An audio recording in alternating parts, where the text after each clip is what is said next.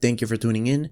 In this video, we will take a quick look at Google's latest earnings report, their split announcement. We will discuss if I am buying or not, and as usual, an update on my portfolio. Before we dive in, if you're liking this type of content and don't want to miss out on any updates, please consider subscribing. You can also find me on Twitter or Instagram. The links are in the description. Okay, jumping to the earnings reported at the beginning of this month, Google beat analyst expectations on everything except YouTube ad revenue and traffic acquisition costs. The loss is not concerning for me. From the YouTube revenue, compared to the same quarter previous year, it is a beat. The revenue is growing. For TAC, it is the same story. It costs more than the previous quarter to produce traffic to the Google services, but it's also not concerning for me. As long as the revenue grows, cost increases should not be a concern. Google is a cash growing machine and they reported a revenue growth of 32%, proving that they can withstand pressures from the pandemic and inflation. In addition, Google stock surged 65% last year, beating all other big tech companies and tripling the gains of the S&P 500. Other than having great news, Google announced a 20-to-1 split. This means that for one share of Google that you own, you will receive an additional 19 shares and the price plus your average cost will be divided by 20. The reason for stock splits is to make the shares more accessible to new and current investors. The fundamentals of the company remain the same. In order to benefit from the split, you must own a Google share by market close of July 1st, 2022. And you will receive your additional shares by the market close of July 15, 2022. As a small dividend growth investor, will I buy Google? Well, before answering that question, watch this clip from Kevin O'Leary where he talks about buying a company that pays a dividend versus a company that doesn't. If you look at the volatility in the market around names that don't pay dividends, they're extremely volatile because there's no cushion of yield. What's the value of a stock that never returns capital to its shareholders? I don't know. Because the only way you can make money is if somebody else is willing to buy that position at a higher price for some emotional reason perhaps, or for some foresight that maybe the company will return capital one day. And I think of when you learn as an investor over multiple decades is the only thing that matters is free cash flow. That's it. There is no other reason to own a stock. And with that philosophy, it brings you into a place where you focus on a company's ability to generate incremental cash flow, because just owning a dividend-paying stock is not good enough. Because, let's say we find a stock today that's paying a 3% dividend yield, and tomorrow, because its forecast for sales get cut in half, the stock drops by 50%. Now it's yielding 6%. I don't want to own that stock either. So my tests in this index that I've created with FTSE Russell looks at the balance sheet. Every year we test to make sure that the company is viable in its ability to generate cash. This is extremely conservative investing. This is for the long haul. These tools are not for, as you're suggesting, for spicy, the hot stock du jour. I've done that. I've been there.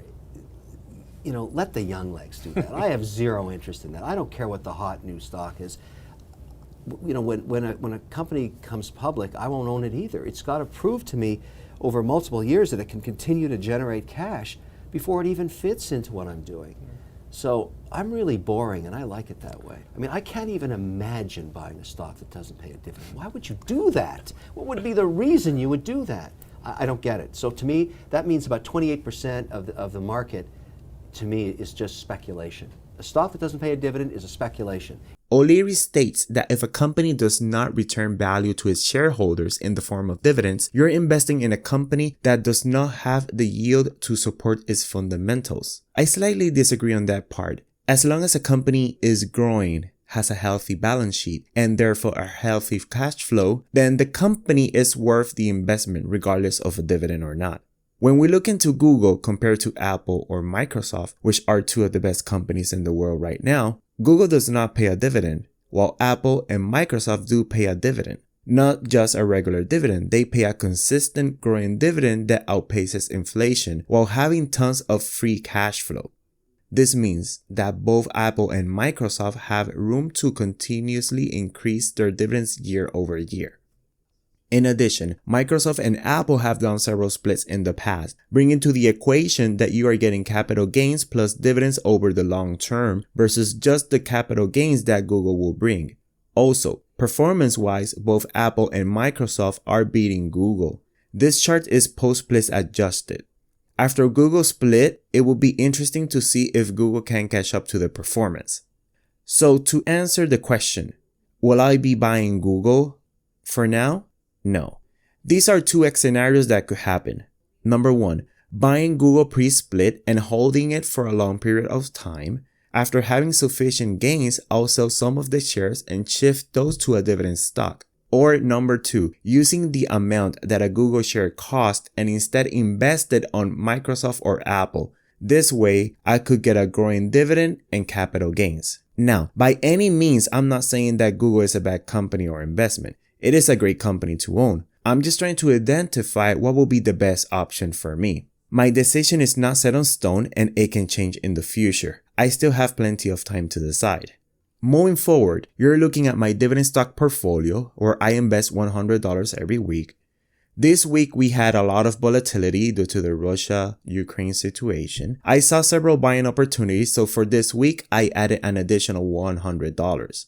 Portfolio value sitting at $4,941.71, 16 holdings, dividend yield of 3.50%, and an annual dividend of $166.57. This week I bought shares of 3M as they hit an attractive yield of 4.1%. Also bought a bit of Kimberly-Clark, Starbucks, and started increasing my position in waste management.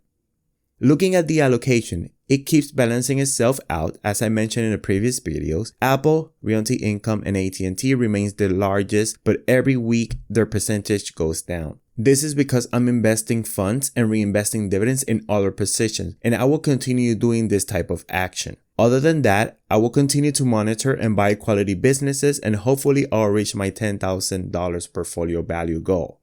That's the update for today. Hope everyone has a great weekend. I'll see you on the next one.